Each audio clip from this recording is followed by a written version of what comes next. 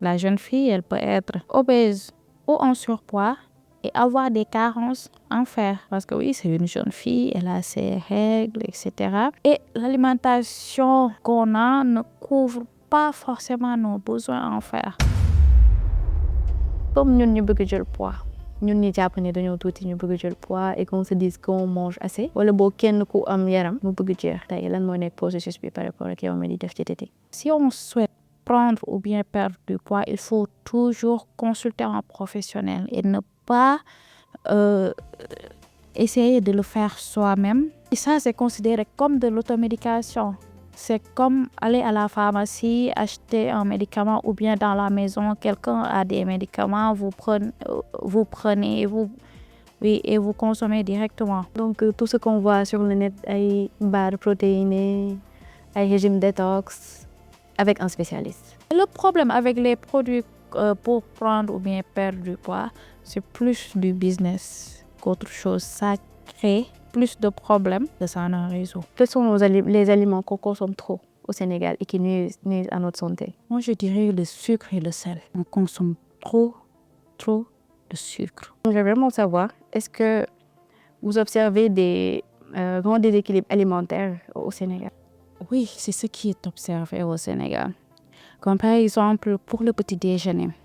Ici, on mange tout le temps du pain, même si c'est pas une mauvaise chose de consommer du pain, mais nous, on en consomme en grande quantité. D'habitude, on me pose la question, est-ce que le ceebu c'est équilibré? Oui, le ceebu est équilibré, mais la manière dont on cuisine le ceebu, on peut dire que le ceebu c'est pas équilibré. Oui, on met trop d'huile, trop de sel, etc. Donc, et ça devient déséquilibré, alors que de base, c'est un plat équilibré par excellence. Actuellement, on voit qu'on a plus d'HTA, d'hypertension artérielle qu'en 2016. Plus de maladies liées au mode de vie. Plus de maladies liées à l'alimentation qu'avant. Même chez les enfants, actuellement, pour l'obésité, on est à plus de 28%. Même en observant, on se rend compte que la population a changé. Récemment, j'étais en train d'observer un groupe d'enfants, mais j'ai décompté plus d'enfants en surpoids que d'enfants avec un poids normal ou bien un poids de santé. Donc, est-ce que manger à sa faim veut dire manger équilibré? Non. Subimax, nos carrières, SD Solutions vous offre votre podcast Check-up.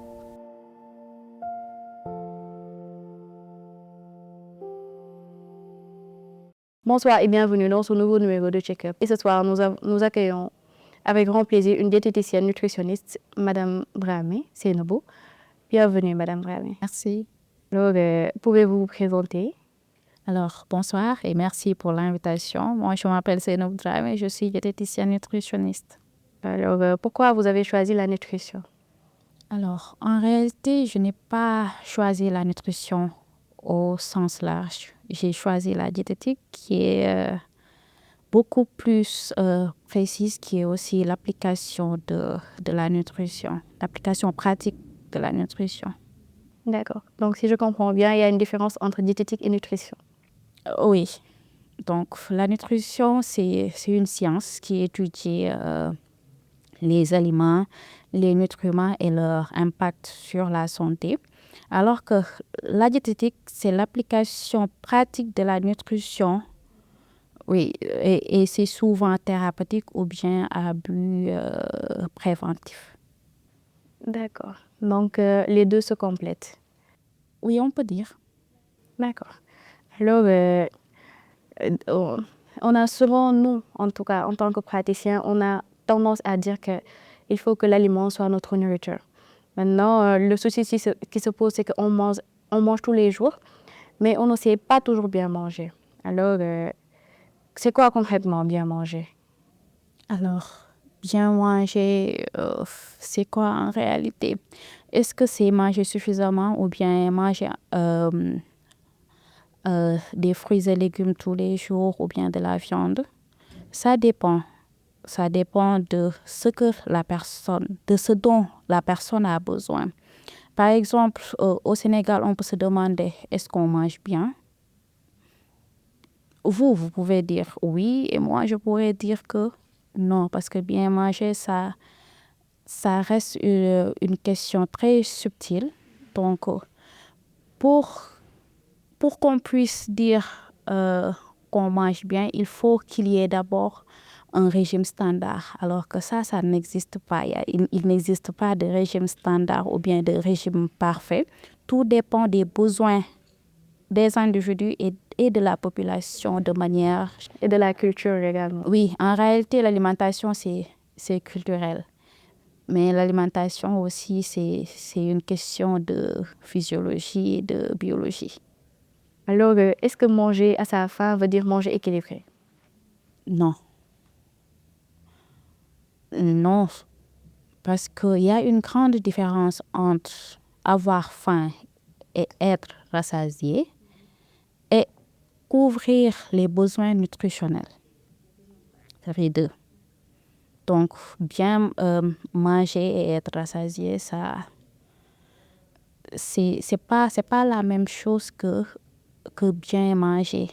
Parce que pour qu'on puisse dire que vous avez bien mangé, il faut que votre repas puisse couvrir vos besoins en termes de nutriments, que ce soit fibres, glucides, vitamines et autres. Est-ce que vous savez qu'on peut être en surpoids ou obèse et être carencé, avoir des carences en micronutriments? Je vous donne juste l'exemple d'une jeune fille.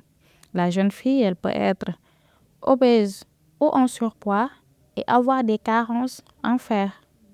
Parce que oui, c'est une jeune fille, elle a ses règles, etc. Et l'alimentation qu'on a ne couvre pas forcément nos besoins en fer. D'où le besoin de supplémenter les jeunes filles en fer acide folique. Pour les femmes enceintes et femmes allaitantes, c'est systématique. On les supplémente en fer acide folique durant la grossesse et l'allaitement. Mais les jeunes filles ne se supplémentent pas en fer forcément. Mais il faut aussi voir avec l'alimentation. Essayer que l'apport en fer par l'alimentation soit suffisante. Bon, parce que nous, ce qu'on comprend, c'est que les pertes sanguines ne veulent pas forcément dire carence.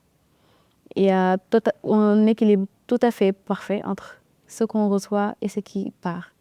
Oui, il y a un équilibre.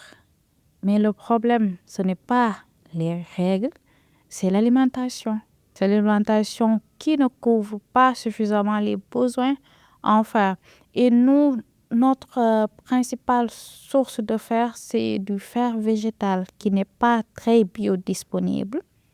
Donc, ça veut dire que lorsqu'on mange, il y a une partie qui va entrer dans la circulation sanguine, mais une autre partie va aller aux déchets.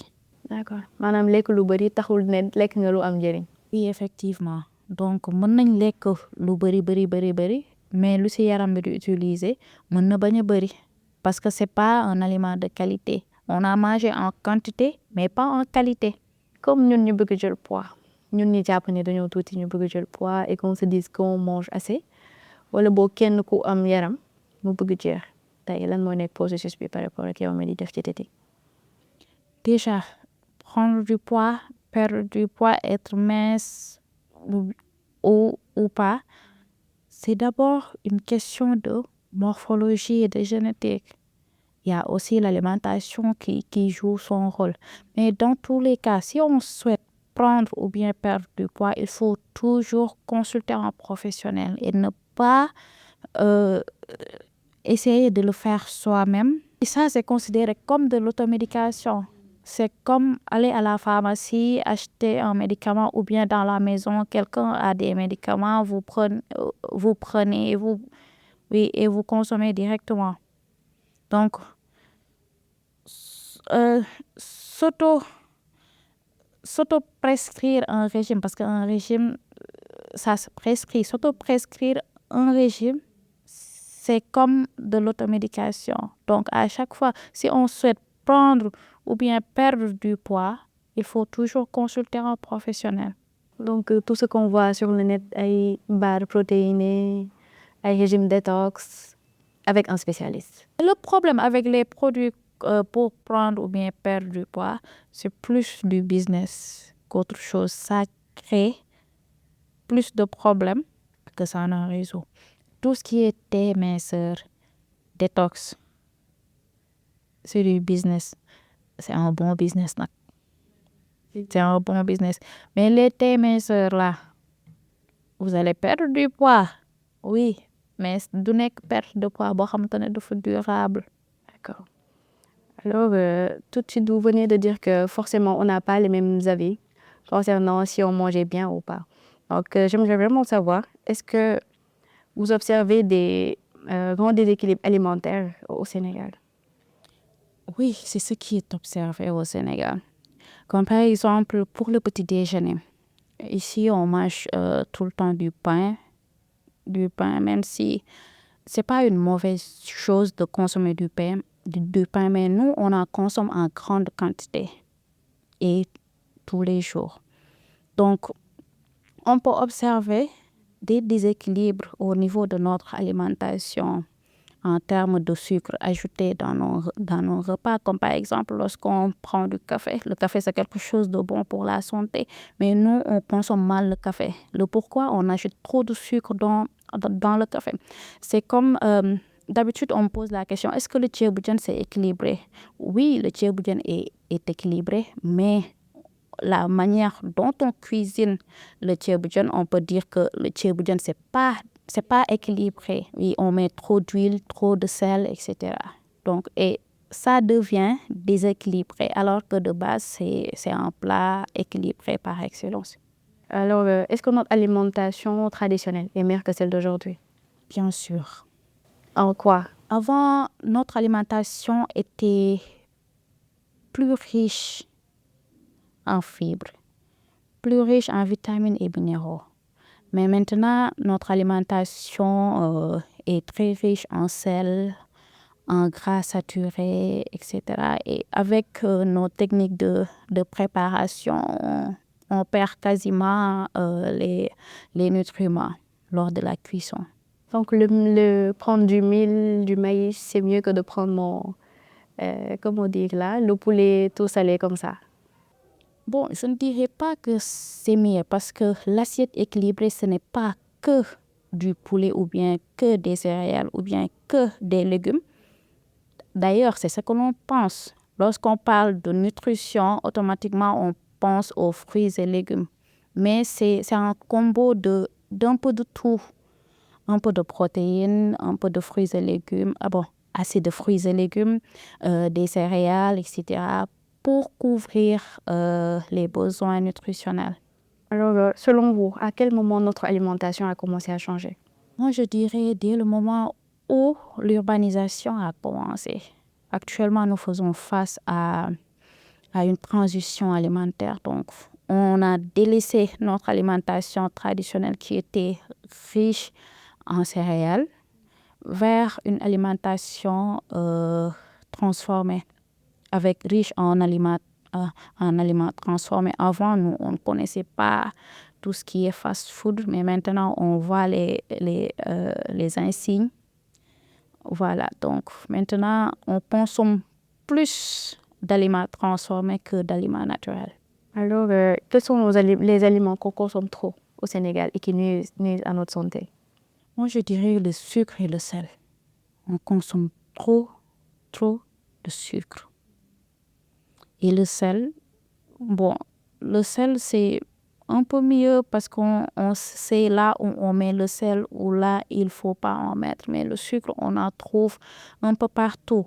Et malheureusement, nos enfants en sont victimes. Les chips, les boissons, etc. Donc, on peut voir une personne, elle consomme du sucre à longueur de journée.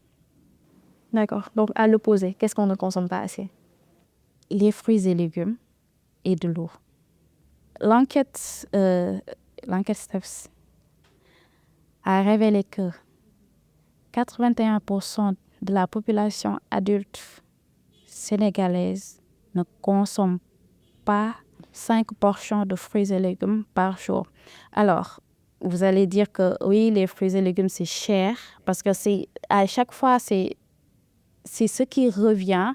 Oui, c'est vrai, l'accessibilité des fruits et légumes reste limitée, mais les fruits et légumes, bon, je dirais les fruits, c'est pas uniquement les pommes, les bananes, les oranges, etc., qui peuvent coûter un peu cher, mais on a aussi les fruits locaux, tout ce qui est sidéem, les solums, etc., qui ont une valeur nutritive assez élevée et qui peuvent entrer dans le lot des 5 fruits et légumes conseillés durant la journée. D'accord. Alors, le riz, l'huile, le sucre. Alors, nous, ici, c'est chaque jour du riz. Le matin, il y a du sucre ajouté au petit déjeuner et l'huile, n'en parlons pas. Il y a trop d'huile dans nos plats. Donc, le problème, c'est que le combo trop d'huile, trop de sucre, on a les résultats. Actuellement, on voit qu'on a plus d'HTA, d'hypertension artérielle qu'en 2016. Plus de maladies liées au mode de vie. Plus de maladies liées à l'alimentation qu'avant. Même chez les enfants, actuellement, pour l'obésité, on est à plus de 28%. Même en observant, on se rend compte que la population a changé. Récemment, j'étais en train d'observer un groupe d'enfants, mais j'ai décompté plus d'enfants en surpoids que d'enfants avec un poids normal ou bien un poids de santé. Alors ça, la faute incombe aux parents. Alors, selon vous, est-ce que manger ça coûte cher? Non. Parce que dire que c'est cher ou c'est pas cher, ça dépend du résultat qu'on aura, pas tout de suite, mais sur le long terme. Manger sainement, ça fait partie de la prévention. Et la prévention, c'est le meilleur des investissements. Parce que d'après la Banque mondiale, ils disent que si on investit $1 dans la prévention, on obtient $7 d'ici 2030. Donc, c'est un investissement. Donc, non, manger sainement ne coûte pas cher. Et autre chose aussi, nous, on a cette idée que manger sainement, c'est acheter des produits bio, acheter des produits importés qu'on a l'habitude de voir à la télé. Ce n'est pas ça. Il suffit juste de limiter le sucre, le sel et la matière grasse ajoutée, notamment l'huile. Et aussi de réapprendre à cuisiner. Moi, j'ai l'habitude de dire que pour manger sainement, il faut réapprendre à cuisiner. J'ai donné tout à l'heure l'exemple du ceebu-jën. Dans le ceebu-jën, on a quoi? On a du poisson, on a des légumes. On a plus de 5 légumes dans le ceebu-jën. Et on a aussi du riz. Ce qu'on fait mal avec le ceebu-jën, c'est l'huile et le sel. Et aussi les portions. Les portions qu'on consomme. Oui, les portions de riz et de légumes. Finalement, on prend plus de riz que d'autres choses. Oui, alors qu'on devrait mettre plus de légumes que de riz. Donc, pour qu'on puisse vraiment manger sainement, il faut qu'on revoie notre manière de cuisiner. Et notre manière de manger également. Oui, effectivement. Alors, quelles sont les erreurs alimentaires que les familles font sans vraiment le savoir? Les erreurs alimentaires, déjà, c'est le sucre et le sel et l'huile. On en met trop. Autre erreur aussi, on le fait avec les enfants, c'est au moment de la diversification alimentaire. Soit on le fait très tôt, soit on le fait trop tard. Et aussi l'hydratation, on oublie de boire. On oublie de boire. En fait, normalement, quelle portion on doit prendre? Que ce soit sur le manger, peut-être si on peut compter notre repas en calories, qu'est-ce qu'on doit faire? et quelle quantité d'eau on doit boire en fait en une journée? Bon, ça dépend de la personne, ça dépend de ses besoins. Sur les recommandations, on dit que oui, il faut boire minimum 1,50 litre, mais ici, il fait très chaud, donc on peut aller jusqu'à 2 litres et 3 litres sans boire trop d'eau d'un seul coup. Parce que d'habitude, en faisant les sensibilisations, on a tendance, il faut boire beaucoup d'eau. Non, il ne faut pas boire beaucoup d'eau, il faut boire assez d'eau et éviter de boire beaucoup d'eau d'un seul coup. Donc, l'astuce est de boire par gorgée, petit à petit. Et on peut boire jusqu'à 2,50 litres sans s'en rendre compte. Donc concrètement lan laa mën a jëlee ci ma bëgg naan ma naanandoo li ma war a naan yëpp d'un seul coup. D'accord. Si on boit beaucoup d'eau d'un seul coup, comme par exemple nga mar naan nga ñëw naan 1 litre d'eau, dafay ëpp. C'est comme nga ñëw nga soxla essence nga jël sa oto nga defandoo si essence bu bëri li ëpp dafay tuuru. Léegi du coup ndox boobu noonu au lieu mu rester si yaram bi def liggéeyam yaram bi bu ëppee dafay éliminer rein yi daf koy éliminer. Léegi du coup du mën a def liggéeyam normal te ndox bi buy dem dina am lu mu dina yóbbaale électrolytes yi ak yooyu noonu. Léegi du coup fekkente ne dañuy naanandoo ndox bu bëri mën nañ am yenn problème mën nañ toog ba si yàgg ñu manqué yenn minéraux yi comme du sel ou bien du potassium. mooy waral kon ma naan lu bëri léegi ma demaat tuur ndox léegi. nga dem tuur ndox léegi nga ñëw sentir que ni danga maraat léegi nga continuer waat di naan ngay continuer di dem. Finalement li ma naanoon amul à vrai dire solo quoi. Alors alimentation bi c'est forcément corrélé à la santé donc yan problème ngay gën a gis yoo xam ne c'est en rapport avec alimentation des problèmes de santé. Des problèmes de santé, de l'obésité, j'en vois beaucoup. Parce qu'on mange beaucoup wala pas forcément. Bon, je dirais pas qu'on mange beaucoup, mais on mange mal. Parce que être rassasié et avoir faim, c'est juste des signaux de quantité, mais pas de qualité. Donc, et le fait de savoir si on mange bien ou bien on mange mal, ou bien si notre alimentation est de qualité ou non, ça, on a les résultats après, à court et à long terme.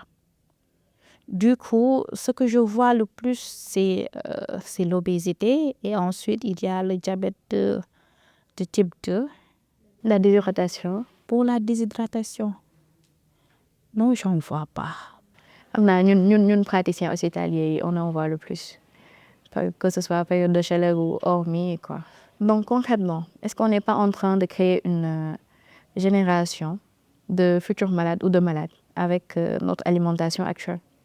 On est en train de créer une génération de diabétiques, d'hypertendus et autres. Parce que si vous comparez les données de 2015 et les données de 2024, on voit qu'il y a une évolution. On a plus de diabète, plus d'hypertension, plus d'obésité, etc. Et ça, l'alimentation y a participé.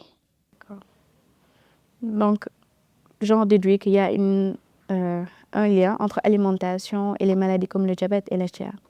Alors, Socrate, il avait dit que ton alimentation soit ton médicament. Oui, mais actuellement, nous, notre alimentation, c'est devenu le poison. Donc, il y a un lien entre l'alimentation et certaines maladies non transmissibles. Donc, que ce soit diabète de type 2, hypertension, l'alimentation joue aussi son rôle.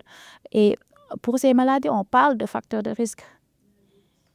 Oui, mais l'alimentation, c'est un facteur de risque modifiable. Donc, on peut faire quelque chose. Et c'est maintenant qu'on doit faire quelque chose. On ne doit pas attendre que la maladie soit là pour bien manger ou bien pour demander conseil à un diététicien ou bien à un nutritionniste ou même à un professionnel de la santé. Mais c'est avant d'être malade.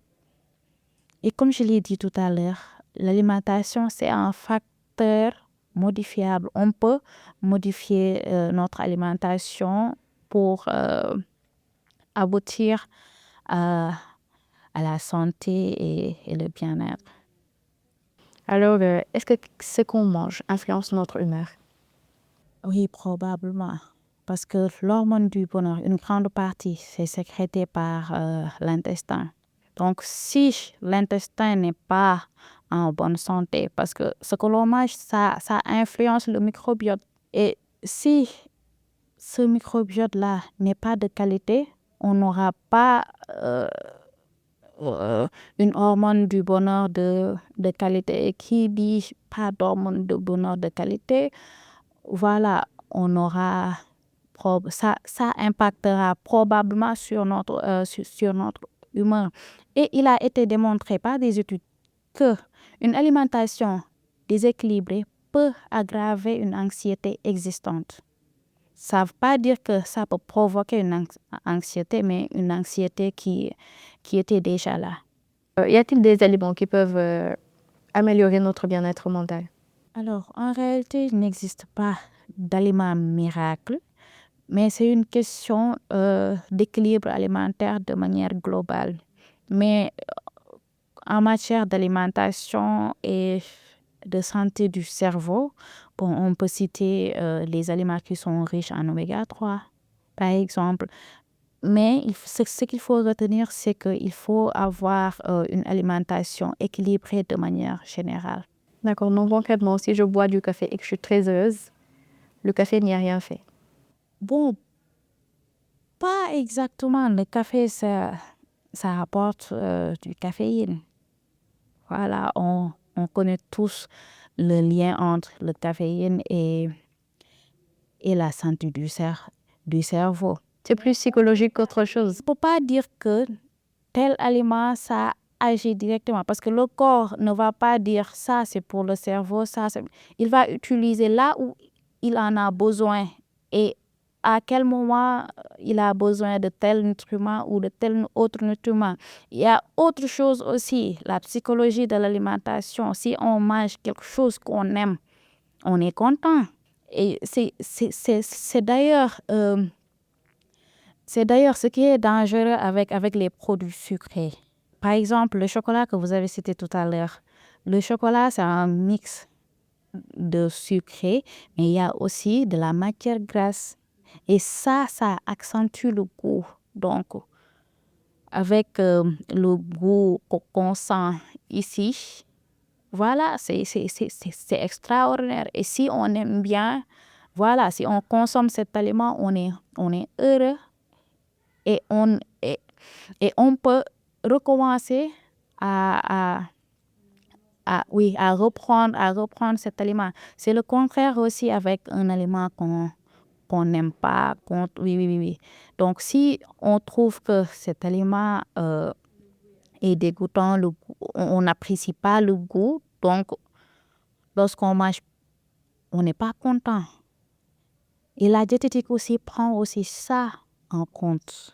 Parce que d'habitude, les gens, lorsqu'on leur dit il faut aller consulter un nutritionniste ou bien un diététicien, ils vont dire que je ne vais pas y aller parce qu'il va me donner des aliments que je n'aime pas.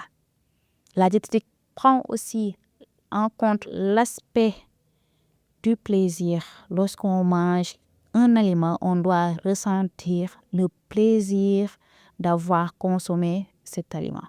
Alors, il y a souvent des mythes qu'on entend. Je ne sais pas si c'est des mythes ou c'est réel. Le fait qu'on dise que lem day neexal xel, le fait qu'on nous pousse à manger certains aliments plus que d'autres, ou le fait que nga toog ci ndab ñu ne la lekk légume et que ñu ne la légume bi da lay màggaloo, day leeral sa teint, ce genre de choses-là. Ça, c'est juste des astuces que nos parents ont pour nous faire manger les légumes, etc.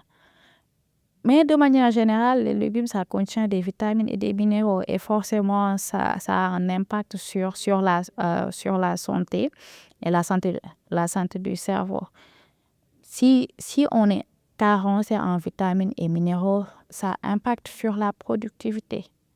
Du coup, c'est un peu vrai que consommer les fruits et légumes, voilà, avoir une alimentation équilibrée, ça a un impact sur la productivité. D'accord. Donc, y a-t-il un lien entre alimentation, stress et dépression? Bon, pas un lien direct, mais une alimentation déséquilibrée pourrait aggraver des problèmes de santé mentale. Nous qui mangeons quand on est stressé. Alors, avec le stress, c'est quelque chose c'est quelque chose qu'on a tous les jours. Mais quand ce stress est chronique, parce que ça dépend, il y a des personnes, lorsqu'elles sont stressées, elles ne mangent pas. Donc, si le stress est chronique et que cette personne continue à ne pas manger, cette personne peut avoir, bon, pour ne pas dire malnutrition, mais peut avoir une dénutrition. Donc, la personne peut avoir des carences, des problèmes de santé. Mais par contre, si cette personne, lorsqu'elle est stressée, elle mange beaucoup, donc cette personne peut aussi développer, oui, et verser vers la boulimie qui est un problème de santé dont la prise en charge elle est pluridisciplinaire. Alors, concrètement, si je veux commencer à bien manger aujourd'hui, je fais quoi?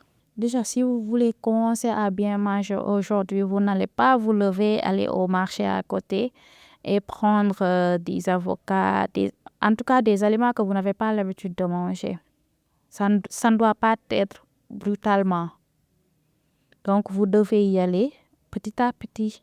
Commencez à réduire le sucre dans le café. Commencez à boire 2, 3, 4, 5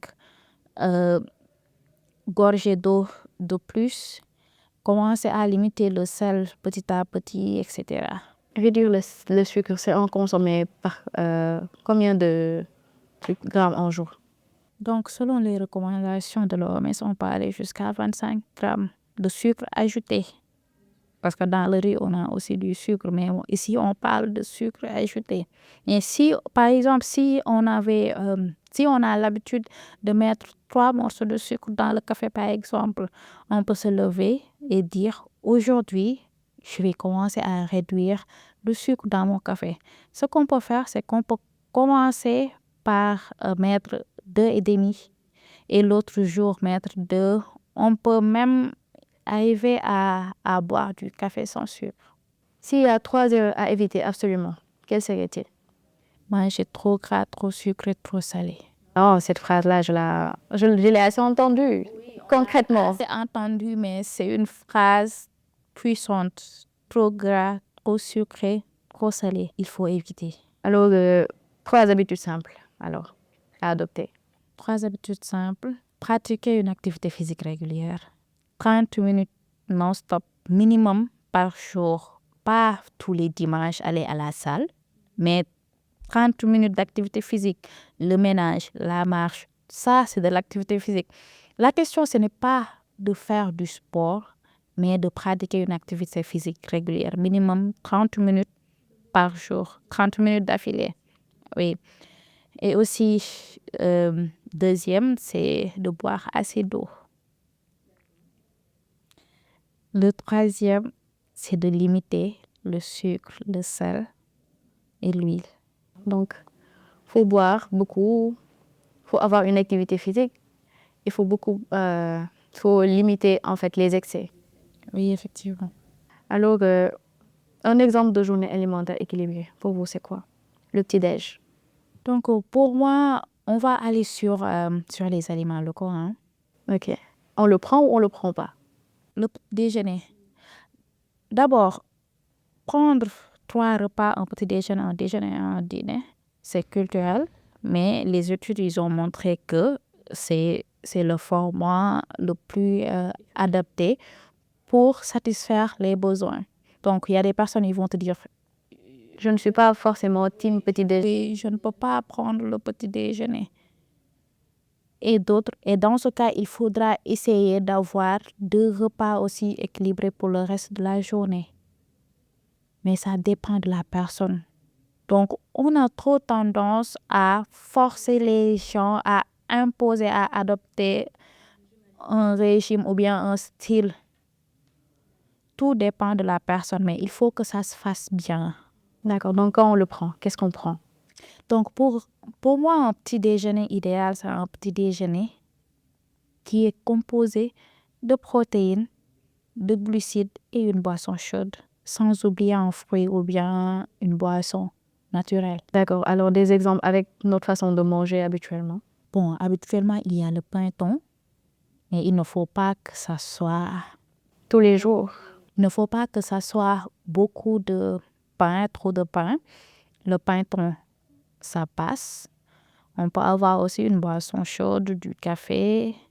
Et après, un fruit ou bien un jus de fruits, sachant que il est préférable, c'est mieux de consommer le fruit que de prendre un jus de fruits. Alors, fondé, riz, au petit matin.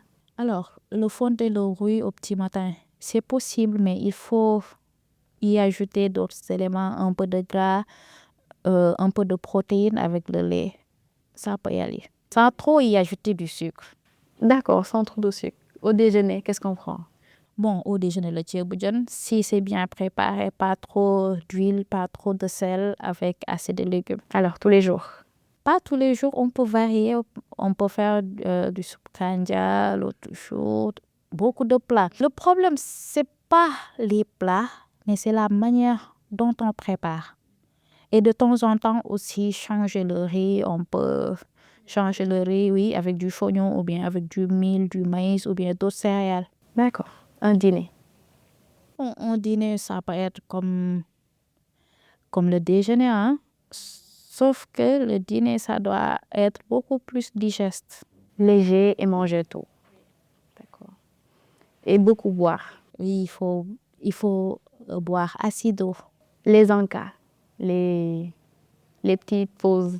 Alors, pour les petites pauses, il est préférable de prendre des fruits. Notamment ici, on a beaucoup de fruits séchés, tout ce qui est sidéem, solum. Ça, on peut prendre ça et ne pas tomber dans les aliments qu'on appelle communément les calories vides. C'est les chips, etc. C'est riche en calories et pauvre en micronutriments. Donc, raisin, ça se passe comment? Pour les raisins secs, oui, pour les raisins secs, on a d'autres nutriments. On n'a pas que du sucre dans les raisins secs. En plus, c'est pas un aliment transformé, c'est un aliment naturel. D'accord. Donc, on peut en prendre autant qu'on veut.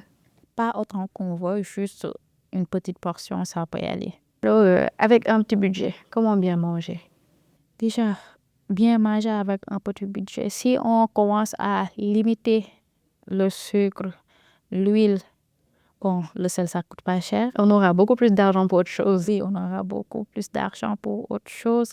Donc, si on évite tout ce qui est fast-food, etc., on pourra mettre l'argent dans autre chose. Ce n'est pas pour rien qu'on conseille de consommer des aliments locaux et de saison. Parce qu'en général, si c'est la saison actuellement, on a des mandarines. Le kilo, c'est à 600 francs. Donc, si c'est hors saison, on peut aller jusqu'à 2000 francs le kilogramme. Donc, c'est ça l'astuce. Consommer des aliments locaux et de saison. Donc, quand on a 2000 tailles et que vous lui proposez des repas pour toute la journée.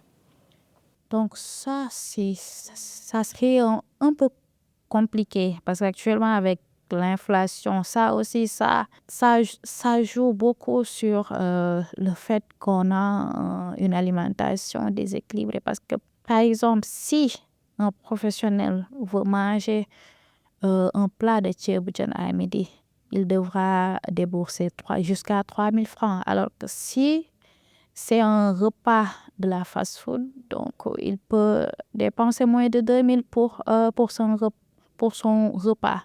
Donc, je ne pense pas que 2000 francs puissent suffire largement Pour une personne. pour une personne. Mais c'est possible.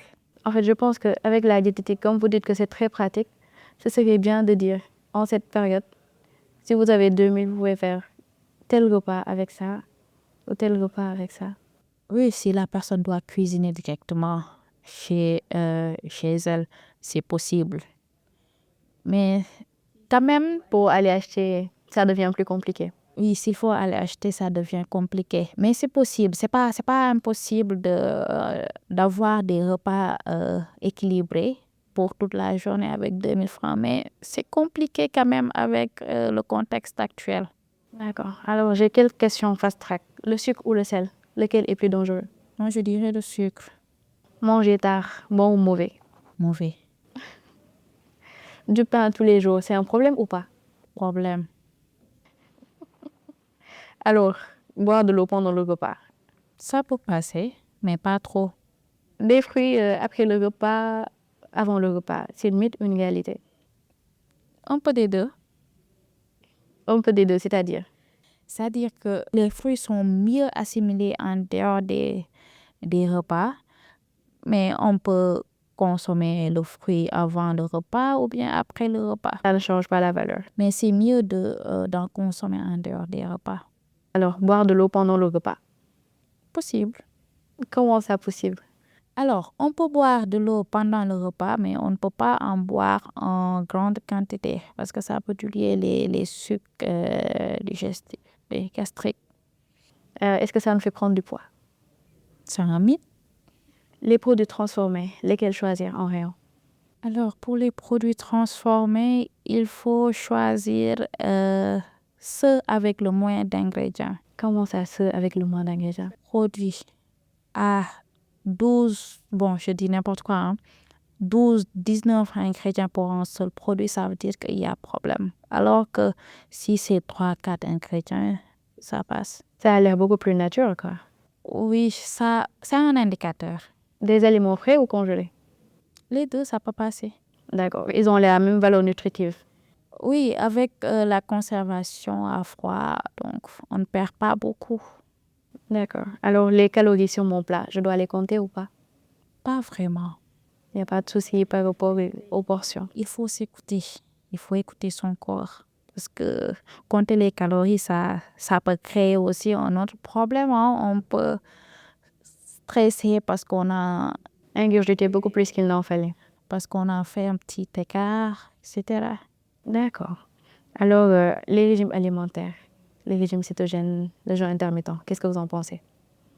Alors, c'est des régimes qui peuvent marcher, mais un régime, ça doit être toujours encadré par un professionnel.